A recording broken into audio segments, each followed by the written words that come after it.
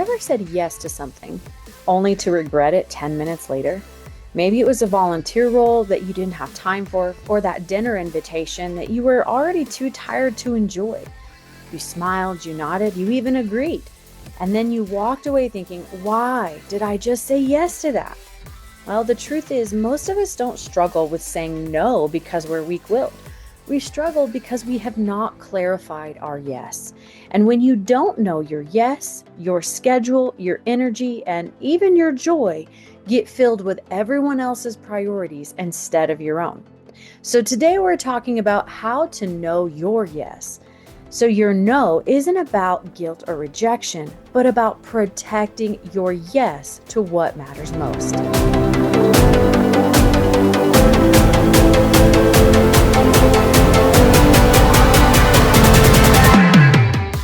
Welcome to the Communication Architect, the podcast that equips you to grow, step into courage, and live with purpose.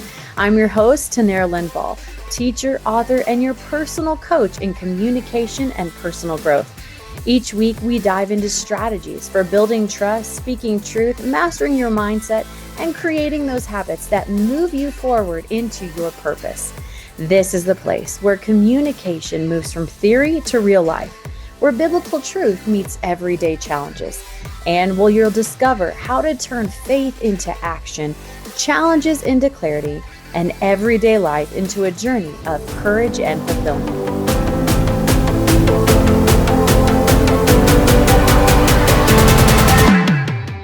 Hey friends, welcome back. Guys, I'm excited to share with you our topic today on Know Your Yes. So let's be honest. Most of us are overcommitted, not because we want to be, but because we don't know how to filter the opportunities presented to us. I mean, think about it. Your time, your energy, your emotional bandwidth, they're all limited. If you try to pour into every good opportunity, say yes to every ask, and avoid every awkward no, you end up burnt out and a little bitter.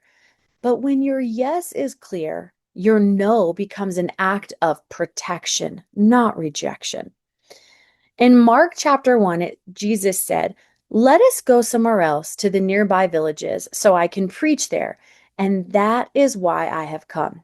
Now, let me tell you, that is clarity. Jesus knew his yes. That's him living on purpose. So I remember a season when I said yes to everything. I said yes to every Bible study, every event at church to volunteer, every opportunity to serve in the Bible college I went to. Man, my calendar looked like a game of Tetris. I was constantly having to figure out how to move blocks around to get everything to fit just perfectly. And I thought that that busyness of my life equaled purpose. I thought that busyness equaled productivity. I thought that busyness for the Lord meant I was being holy and saying yes to God. Well, because I said yes to every quote, godly opportunity, right? But one night I was preparing for bed and talking to the Lord, and I heard him say to me so clearly. He said, "Tanera, your yes to everyone else has been a no to me." Man, cue the heart drop moment. Man, that hit me so hard. And that's when I realized I was not protecting my yes to the Lord. I hadn't even checked in to ask if the opportunities that came my way were they even from the Lord. I was scattered everywhere. My thoughts were everywhere. My agenda was everywhere. And I realized saying yes to everyone and every opportunity that came meant that my God given purpose was paying the price of it. You know, Jesus himself modeled boundaries beautifully. He said no to the political power, no to constant demands, no to everyone's timeline. And it wasn't because he didn't love people. It was because his yes to the Father was stronger. He knew his purpose and why he came, and he would not allow the opinions or the agendas of those around him to pull him off of his God-given purpose. So, what exactly are we called to say yes to? So, I'm going to share with you 5 foundational areas that God's talked to me about in order how to discover and protect the yes he has for me. So, number 1 is your relationship with God. This is your first yes. Time with God is oxygen, you guys. If everything else gets your best, then man, God is only getting your leftovers, or worse, He's not getting you at all.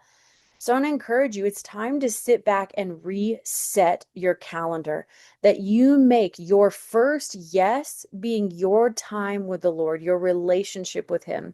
And this doesn't have to look like sitting down for 5 hours a day or even an hour a day with the Lord. Maybe it's those still moments of when you're waking up in the morning and you choose a scripture to meditate on, to murmur, to begin to go through what He's speaking to you.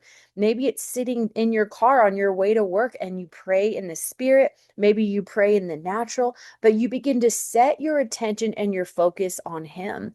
But I encourage you, that relationship with God is something you can walk out throughout your whole day. It doesn't just have to be dedicated time sitting quietly in a chair, but understanding it's relationship. He wants to be with you throughout your whole day.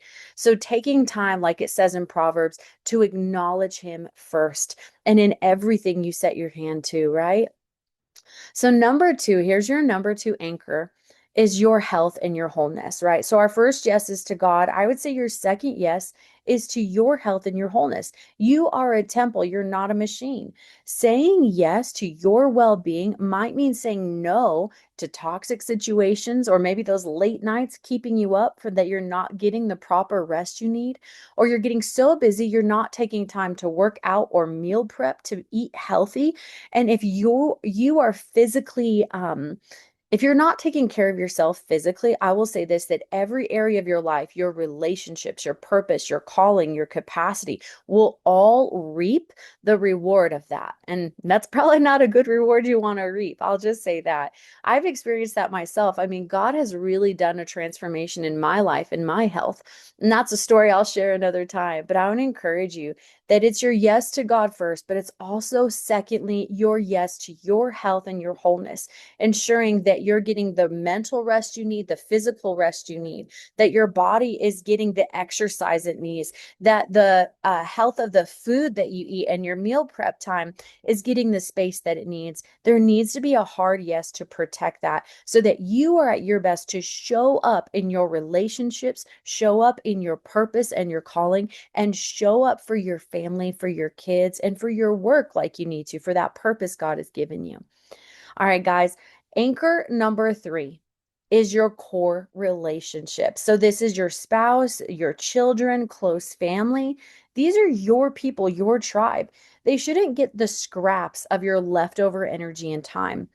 I mean, I even had a friend and she's beautifully married, has a great marriage, great kids, but she would get so busy running around volunteering for the church or doing things for work that she would get home and she was tired, right? As a lot of us are at the end of the day. We come home from a busy day and we're tired, we're exhausted, we're hungry now, we're hangry.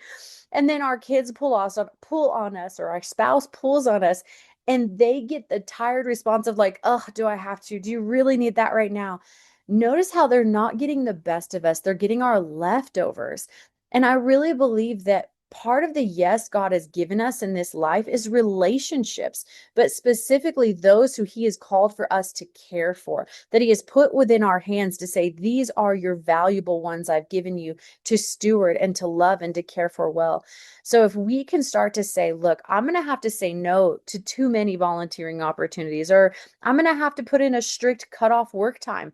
Like, no, I'm not going to work 60, 80 hours this week. I'm going to stick to 40. You might get 50 out of me, but I need to make sure I have energy and strength that I can give that to my family when I come home at the end of the day and they're not getting my scraps. So, what has to shift in your calendar? What has to shift in your priorities and in the boundaries you set in order to ensure you have time and energy for those special relationships in your life?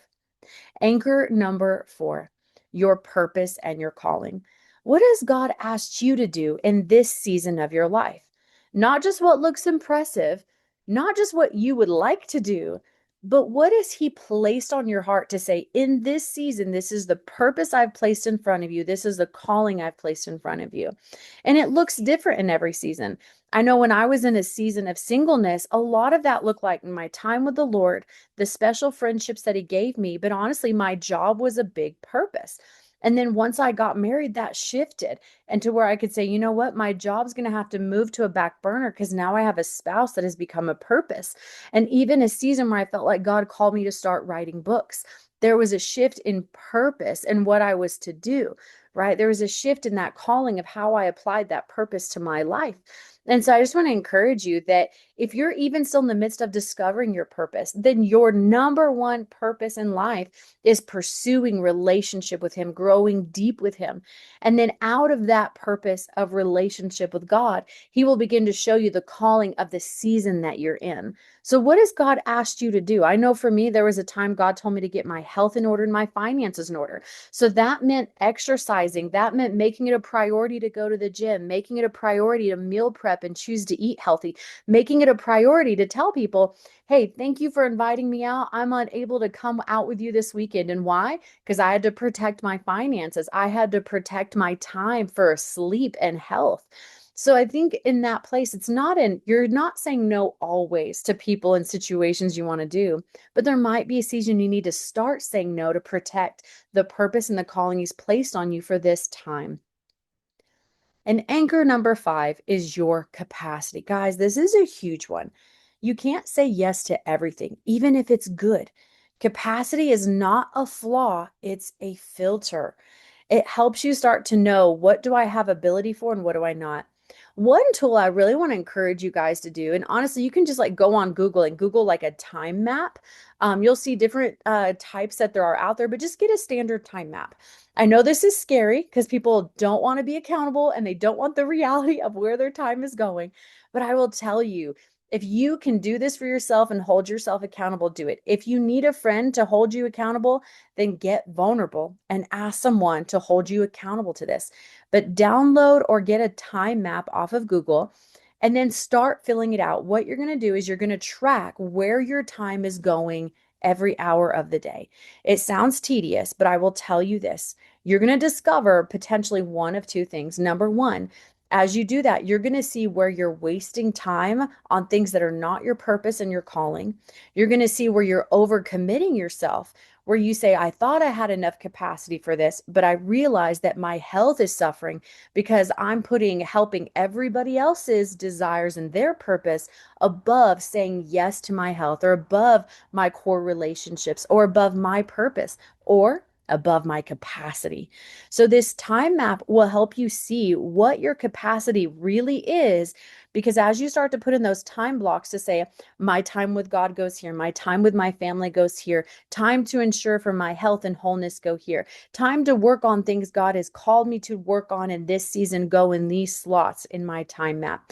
And then what's left over. If there's anything left over, that's where you can say, okay, I can volunteer here. I can invest more time here. But I will say this, you're going to probably discover you're overcommitting yourself in many of these areas, and you don't have a balanced life in these 5 anchors of where your yes belongs. And so I'd encourage you, get a time map, take a look and have a real reality of where your capacity is at. I will say, if you ignore this step of discovering the reality of what capacity you have, you will always live, I believe, in a mythical land of your creation, thinking that you have either all the time in the world or you're always telling yourself you don't have time when really you're just misappropriating your time in the wrong slots. So I encourage you, if you really want to take your relationship with God, your growth in your purpose and your calling, your relationships with others, even your health to a whole other level, you need to sit down and have a reality check with your capacity. And so, if you can keep these 5 anchors as your number one strong yes, your relationship with God, your health and wholeness, your core relationships, your purpose and calling, and finally your capacity, if you will hold a strong yes to those, you're going to start to see how everything else starts to shift into the right places. Where now you're saying no, not because you're being mean, not because you don't want to assist or help people, but because you're protecting your yes. And when you protect that yes, you're going to see more advancement into the fulfillment of your purpose and your call and your relationship with God and an overall satisfaction of life because you've kept the main thing the main thing. So I once told someone, hey guys, I'm at full capacity right now. And they said back to me, "Oh, like your iPhone storage?" Exactly. Guys, you can't download another app or another responsibility without something else crashing. When you're over capacity and you stretch yourself too far, I guarantee you, you will crash. And honestly, if you're truthful with yourself, if you are that overcommitter, you're probably going to see that there's a theme in your life of you typically crash on a certain day because you've overcommitted consistently. So we have to pull that back in and start creating a balanced life. So I encourage you guys, just go to Google, download a time map. I don't care which one, just find something and get started. If you don't do this, then again, you're never going to truly know where your time is going and what your capacity truly is. Telling you guys, it's a game changer.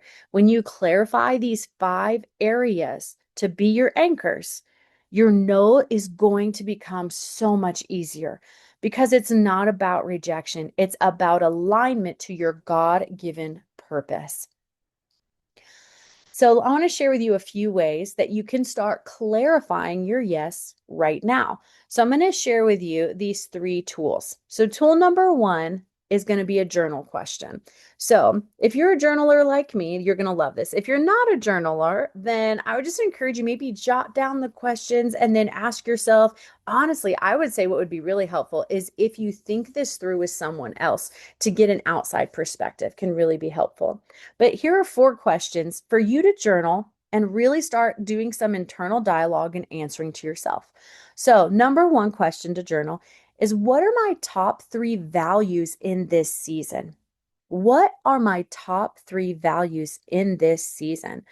The reason it's important to discover your top 3 values is these values are going to help direct what it is that you want to continue to say yes to and what is outside of that in this season that you say, well, that's not really a value right now. If I do step out to do that, it may pull from a priority and a purpose God has for me for this season.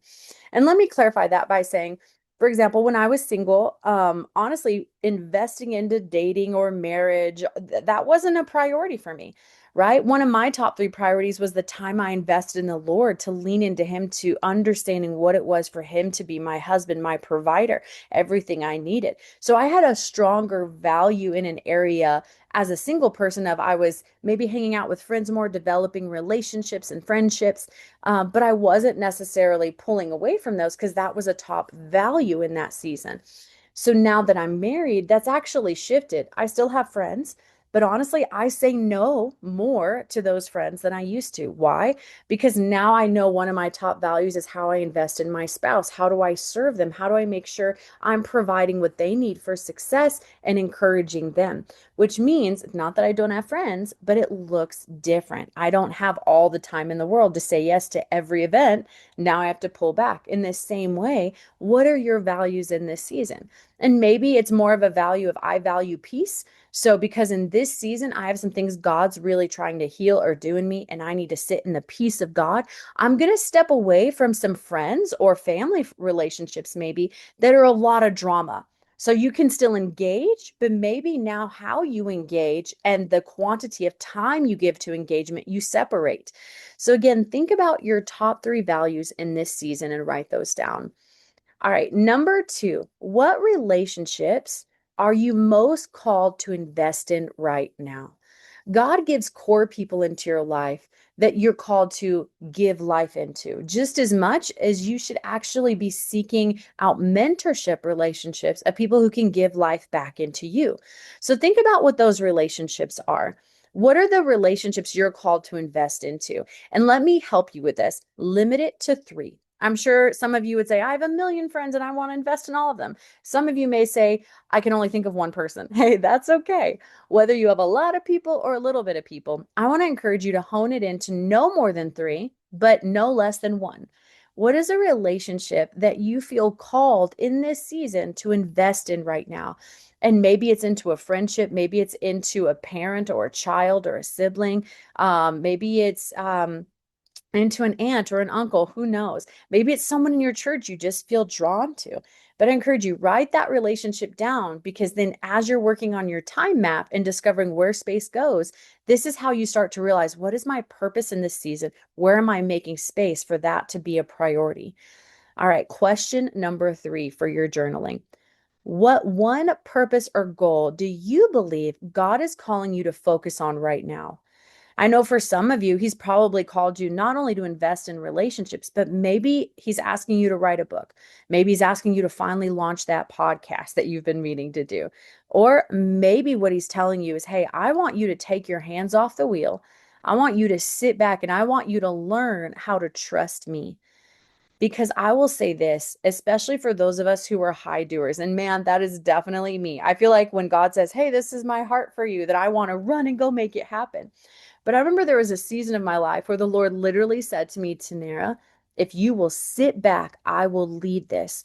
And I will tell you, it took more faith for me to sit back and say, okay, God, you lead this, your hands are on it, you'll guide it, you'll open the door, than it would be for me to just put my hands on and say, I'm going to make this happen. I know the steps, I'm going to walk it through.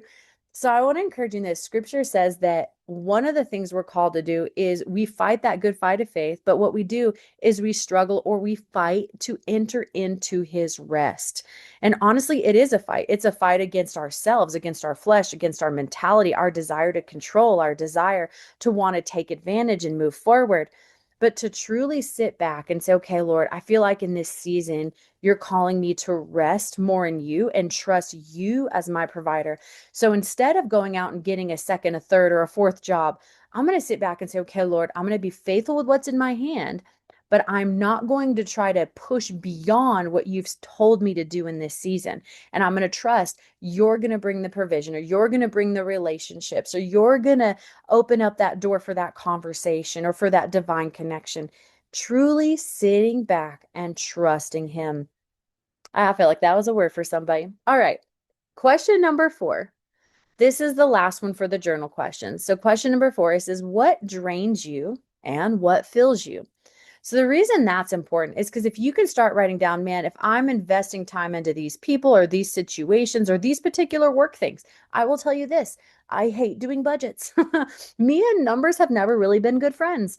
So it drains me every time I have to work in numbers and I have to work in budgets. Honestly, I do a lot of it for my job. I praise God. I have a phenomenal husband who's really good with numbers, so he handles our budgets at home.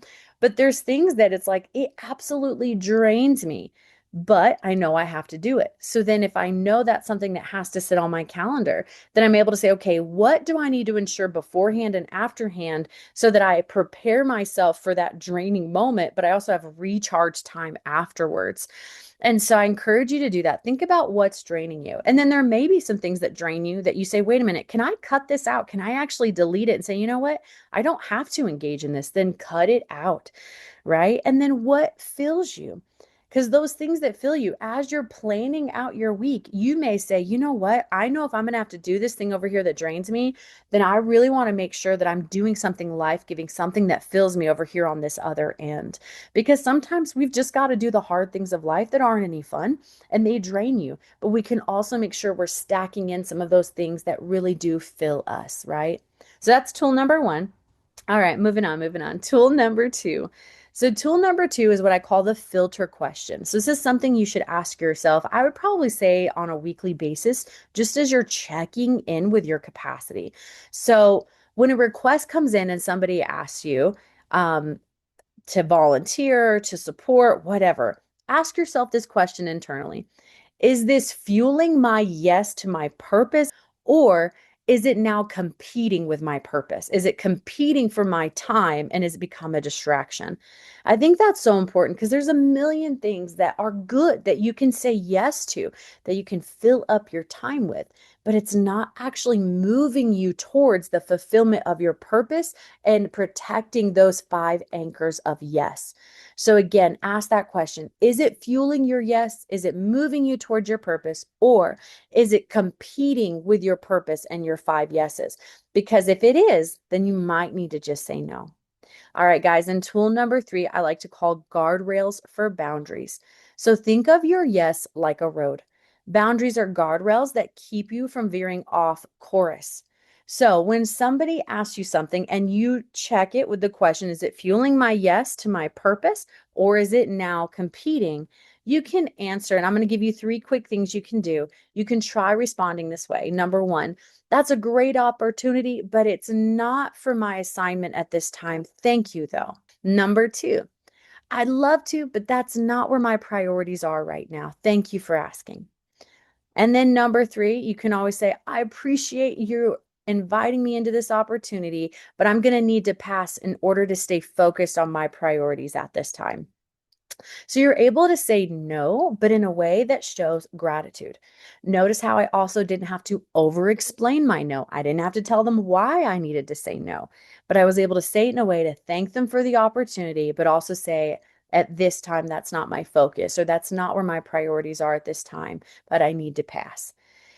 It says in Luke chapter 10, and I think it's in verse 40, 41, it says, Martha, Martha, you are worried and upset about many things, but few things are needed, or indeed only one. So Martha's yes was scattered. Martha's yes needed to be centered, right? And Jesus wasn't scolding her work or the fact that she was doing very good things, but he was pointing Martha back to alignment of purpose. And here was the Lord sitting right in front of her saying, Look, I'm your purpose right now. The dirty dishes can wait. And I want to give you permission. Some of you are just getting so scattered by everything pulling on you, the laundry, the dishes, maybe assignments at work, the kids, the dog, who knows? But the Lord might be telling you in this season to say, hey, let the kids be dirty, let the house be dirty, let the dishes be dirty. Right now, I want you to spend time with me, or right now, I want you to spend time with your spouse, or don't miss these valuable moments that God has put in front of you because something else is screaming your name. Allow the distraction to fade in the background and set your focus on Him. Set your focus on the purpose He's put in your life in this season. So, speaking of seasons, let's talk about seasons.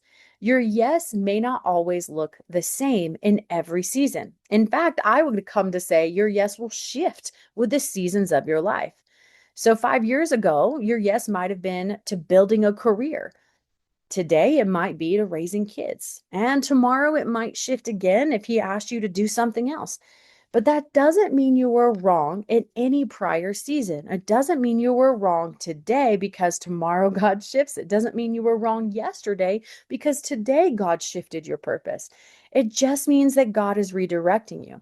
And I would say, is encourage yourself to say it means that you are in an active relationship with God, hearing His word for you today, and you are able to pivot and shift focus because as He shifts your priorities, you can move along with Him.